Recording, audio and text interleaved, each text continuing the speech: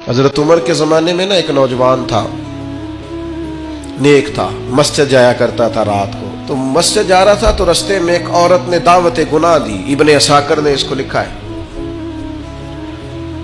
तो नौजवान था, ख्वाहिशात थी, कुछ तबीयत माइल हो गई। अभी उधर जा ही रहा था कि किसी ने आयत पढ़ दी, वाली मन खाफ मकाम रब्बी जन्नतान, जो रब के सामने खड़े होने से डरेगा अल्लाह 2 जन्नतें देगा।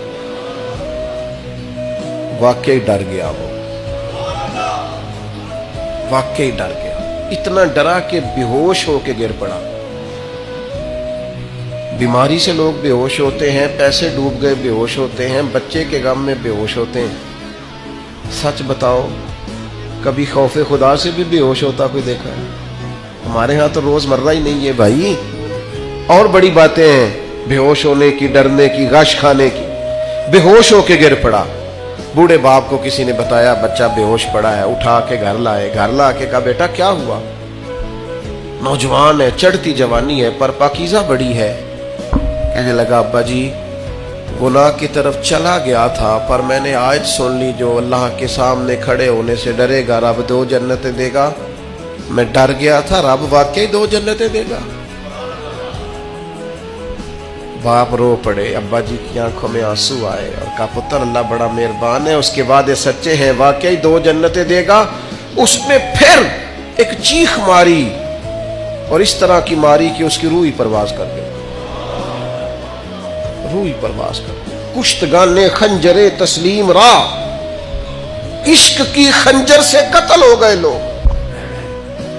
सुबह हजरत उमर को पता चला कि उन्होंने तो रात जनाजा भी पढ़ दिया, तदफीन भी कर दी। जनाब उमर फरमाने लगे इतना नेक नौजवान खौफे खुदा से दुनिया से चला गया, मुझे क्यों नहीं बुलाया, मैं जनाजा पढ़ता।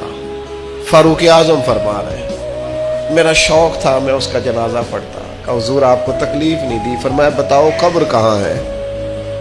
ते कामिल पीर उना दे बाहू कब्र जिना दी जीवे।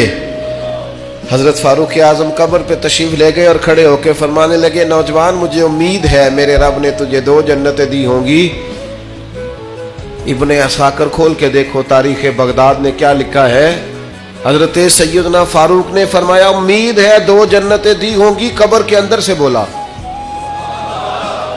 कामिल पीर ना दे बाहू कब्र जिना दी जीवे। कब्र के अंदर से बोला, कहने लगा हुजूर उम्मीद वाली बात नहीं, रब के वादे सच्चे हैं, उसने वाकई मुझे 2 जन्नतें अता फरमाई, 2 जन्नतें दी हैं, मैंने अपने मालिक को राजी पाया।